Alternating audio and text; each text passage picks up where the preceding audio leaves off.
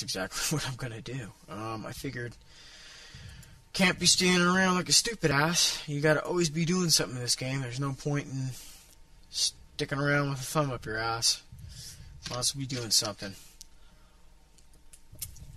Oh man, I haven't had a Coke in forever. This is fucking great. Oh man.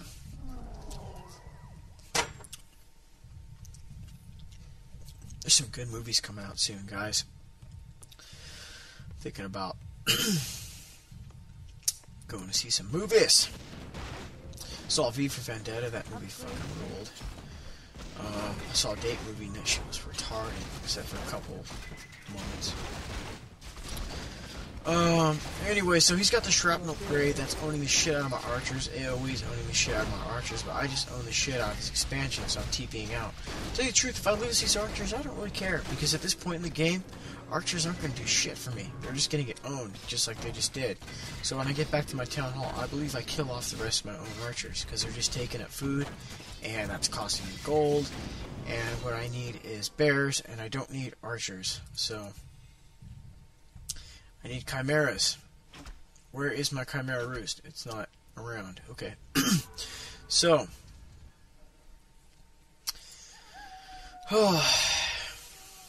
Yeah, there I am. Now I'm killing off my own archers.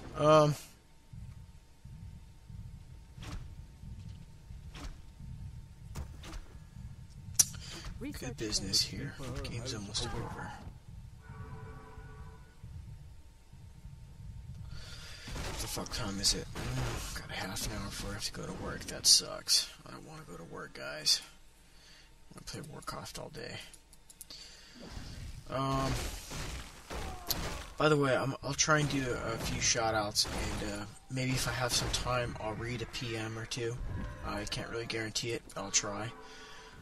I definitely owe some people some shoutouts through my profile. There's a lot of people who posted in my profile asking for shoutouts and such. So, I'm going to do the best to accommodate those fools. Pretty much, if you guys want a shout out, the best place to really ask for it is probably in my profile, because I actually kind of check that a lot.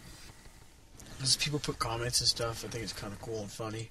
So I always read that stuff. I check that out. My PM box really is kind of like a nightmare.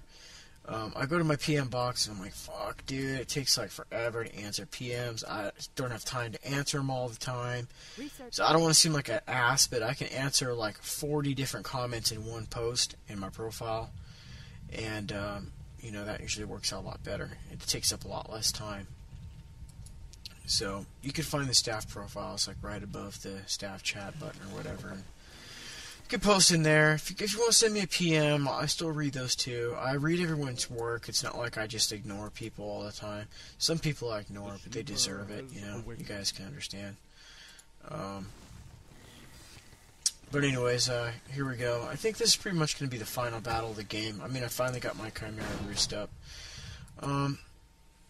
So he's just going to focus on my tree. I'm going to come in here and just do the best I can. I know I'm not going to be able to save it, so I'm just going to buy myself a little time. And what I'm going to do is just detonate a little bit. He does something smart. He just TPs out. So now I'm down in expansion. And I figured that this dude is probably re-expanding somewhere. That's what I'd be doing. You need to know that kind of stuff. Research finished. He knows. I know that. So he's probably going to try and attack me again, just to redirect my attention away from my expansion. That or he's going to start creeping again like an idiot. And that's exactly what he does. So anyways, Slow is owning my bears. Now, some of you guys are probably thinking, why don't I get Dryads? There's no point. They're going to die so fast to mortars. And one Wisp can take away all the Slow in your entire army, should you be smart enough and carry a couple with you. Like I have one right on that tree. But I'm not going to stick around, though. What I'm going to do is I'm just going to own this shit and TP out. And taunt could save this bear. Taunt, taunt, taunt. Our sacred grove is being So, desecrated. alright, this is about to be the final battle, I think. I'm making my Chimera. So, this is not looking too good for me, as I have a bunch of mountain giants, only 2 bears, and glaive throwers. And he has casters, knights, and mortars, and dual AoE heroes. So this is going to take a little bit of thinking here. But this is where the strength of the Tinker shines. And you'll see it right now. You put the shop in a safe position, rally the goblins into his army, and watch the goblins own it up. So anyways, I think he's pretty smart. He's not going to venture too close to that factory. You know, the true damage of these clockwork goblins is not how much they do when they attack 12 to 14, is how much they do when they freaking explode. It's really nice. Look at that. Boom. 2 tinkers exploded. 2 of those things exploded and did about 150 damage to those 2 knights. It's pretty crazy. Anyways, mass detonation. What I'm doing now is I'm detonating his casters so they can't cast slow, and I'm detonating his summons so I can gain a bunch of experience. And so now my army is not slowed, and he has no casters, no spells to cast, and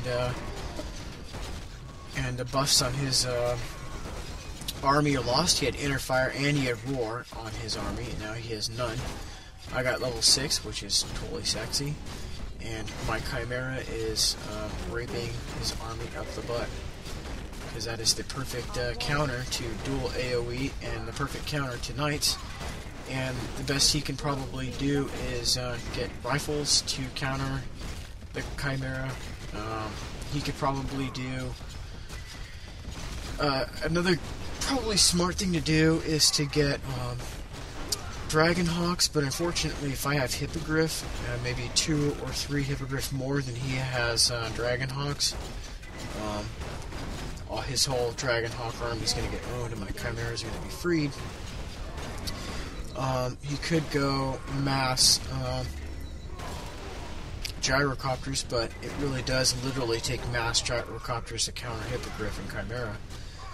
So, but if he doesn't even know I have a Chimera on the way anyways, it doesn't matter. I can just get 1 Chimera and watch it own the shit out of his whole army, which it just did. So, basically guys, I hope you enjoyed the game. It was pretty fun. I enjoyed doing it. It was good game, good game, good game. Alright guys, I think I'm going to have to check these PMs and such. Unfortunately, my internet is running really slow. Come on, let's go here. Alright, internet connection. Speak to me, baby. Any day now. Does your dick hang low? Does it wobble to and fro? Can you tie it in a knot? Can you tie it in a bow? Can you throw it over your shoulder like a continental soldier? Does your dick hang low? Does your dick hang low? Does it wobble to and fro? Does it wobble to and fro? Can you tie it in a bow? Can you throw it over your shoulder like a continental soldier? Does like a continental soldier? Does your dick hang low? Dick hang low? Does it wobble to and fro? Does it wobble to and fro? Can you tie it over? Ah, finally, here we go. Alright. Finally logged in here. Son of a bitch. Someone asked me a question. They're like, Mr.Cygnus, who would win in a Warcraft 3 match, like me or Chuck Norris or something like that? Fucking Chuck Norris would win, fool. What a stupid ass question. Like when Chuck Norris logs on the BattleNet and he types in his name, it's like, you know, it's already made for him too, and his password is nothing because only Chuck Norris can log into it. And when he searches a ladder game, like when he builds his hero, out of the altar comes Chuck fucking Norris, dude. And like, there's like no army that goes to Chuck Norris. He just walks around and like he just roundhouses Hunts in the face and shit, and he bangs the warden. He charms the warden. Fucking Chuck Norris, man. Like, he sits at the tavern, like, you see him walk up to the tavern, he goes into the tavern, he kicks all the heroes' asses inside the tavern, gets a beer, leaves a tip, and then leaves. Chuck Norris. He goes to the item shop and robs it. The fucking creeps run. Oh, man. He's in the corner of the map chiseling on the golem. Eats a goblin sapper. Buys a zeppelin and like flies that shit into your tree. He roundhouses your tree, it turns into a fucking log cabin. Chuck Norris, man. Oh god, that's on a little bit of a roll there. Jaxie posted something about wanting to bang me or something like that. I mean, that's just a given.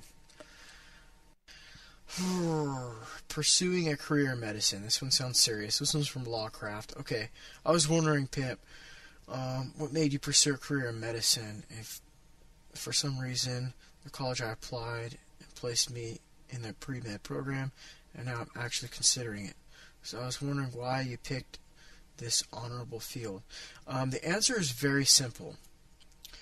And this is a serious answer. It's pretty funny. I'm going to answer something serious at the end of my audio. To pursue a career in medicine, you have to really like to help people and to make people feel better. You don't ever pursue a career in medicine if you're doing it as like just to make money or some kind of a job or just because you're smart. You need to be compassionate. You need to genuinely care about other people and be willing to go beyond usually the call of duty to help people out. There's a lot of people out there who need, assistance, help, who are in pain. It's a very sad thing. There's a lot of people out there who live with a lot of pain and they suffer a lot because they're either so busy or they have families or they don't have money. All kinds of crap like that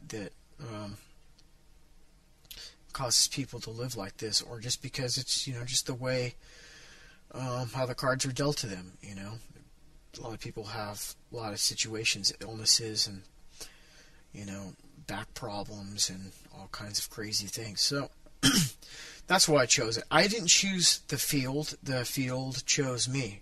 I was going into business and computers, and I realized that it's just something I can't do for the rest of my life. I can't be sitting at a desk. I constantly always have to be talking to people and dealing with people, making people smile. That's what got me started in what I'm doing. I like to help people, and I care. I care about people out there, and I hope that I can make a little bit of a difference. So you can make a little bit of a difference too. Everybody can. You just need to be willing to not hope for a miracle. Sometimes you need to go out there and be a miracle, and so it doesn't mean you have to be in the medical field to do that. You can do that by just doing what you're good at. So, hey, what goes around comes around. You live by the sword, you die by the sword. So that's pretty much my philosophy. So, alright guys, with that said and done, I'll end the audio commentary. So alright guys, have a good one, and stay cool. Late.